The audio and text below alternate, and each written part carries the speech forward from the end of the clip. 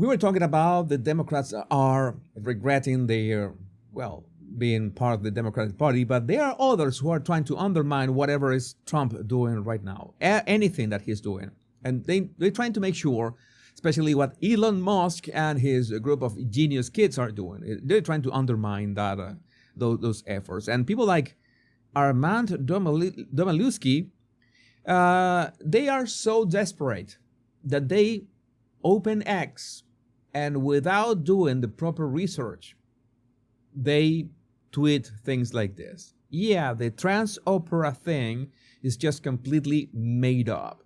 Completely made up.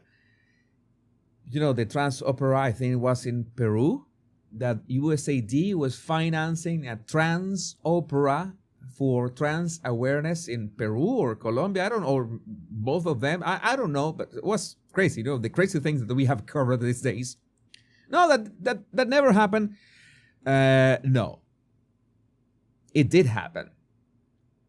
It did happen. No, it is not made up. It's factually correct. You can verify it by going to the USA Spending Government website.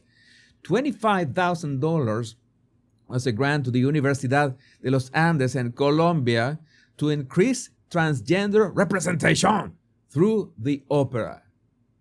What the F? It is confirmed. You can go. In fact, you can open the link. The link at the government website. It was so easy. You can just look for it, and you realize that your tweet has been community noted with a link to the government website, and you can see, all right, there was a non-federal funding of $22,000, but there was an obligated amount of $25,000, which is what USAID is, that went to, what? Let me see.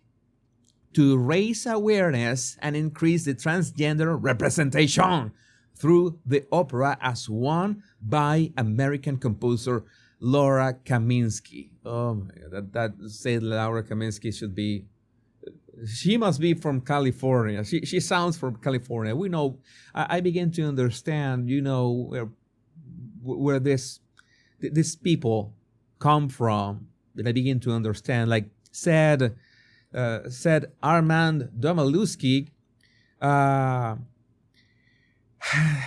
this is his profile on X, and I wanted to know what was why I am be wise for Harris. This is yes in my backyard, yes in my backyard, from my backyard. I don't know if he's raising chickens in his backyard or doing a barbecue or from his backyard. If you can explain what yes in my backyard, I know what it stands for. It stands for that, but what does it mean? What does it mean for Harris? He still is proud of being for Harris and has a leather jacket, so he's not, that he doesn't look as wimpy with that pencil neck. Yeah, that's the thing that a leather jacket can do. You know, that's what the pointy, the thing, I don't know how to call it, the pointy things to the sides, they can disguise a pencil neck.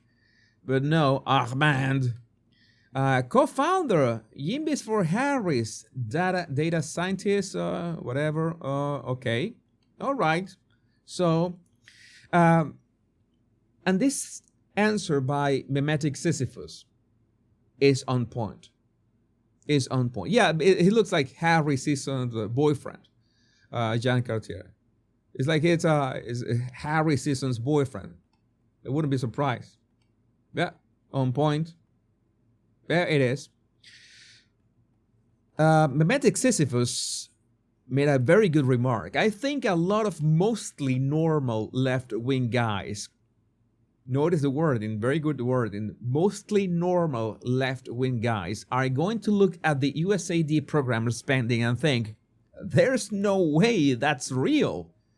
Because if you have half a brain, you will immediately say that there's no way that could be real. And I mean, I get it, says Mimetic Sisyphus. $47K to a trans opera in South America seems like the type of a storyteller made to keep boomers Boomers watching Fox News long enough to the pharmaceutical ads to play. On point. So when a progressive rag comes around to debunk it, they believe it without checking the check. The debunking is saying actually,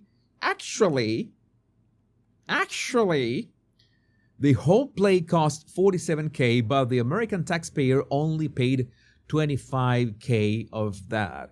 The source isn't some right-wing blogger, but the USAID itself. And you know that sometimes looking at all these numbers, we can get lost in all these millions and billions, and I don't know what is the matter. But there was this great tweet from Scott Lewer. Scott Lewer says, people don't understand billions in government spending, but they do understand any number in terms of their own taxes. You know, that is great. That is persuasive way of saying things. You have to explain that to me in baseball terms, for example, or in football terms. That's the meme, right? But it's not really a meme. That's the way that we can understand. If you explain to me in my taxes terms, then I can understand much better. The average U.S. taxpayer pays $20K a year. Instead of saying USAID spent $20 million on Sesame Street in Iraq, say they spent the entire tax bill of 1,000 Americans on Sesame Street in Iraq. That hits different, and I agree. That is the way that you use persuasive words, persuasive language, in which a person immediately identifies with the number. Okay, the number hits so close to home because you could be one of those 1,000 Americans and not pay any tax that year. And 1,000 Americans. And why would Iraq need a Sesame Street episode, or I don't know how many episodes was that. Maybe now with AI, it could be cheaper. It could just generate this. So we're gonna find many instances in that. No, that is not happening. You know the meme. No, that is not happening. No, that maybe that's happening, but that is not as bad as they claim. Okay, yes, that is happening, but what is the problem with that? What is the problem that is happening? And finally, yes, it's happening and it's good. You know that these people begin to train their mental gymnastics muscles in such a way that they can come up with such insane description of stuff that, well, it's baffling. It's baffling in many ways. So I still want to know what you think about this in the comments. Remember to download my 100 body language tips in the description of this video, and you will be subscribed to my email list as well.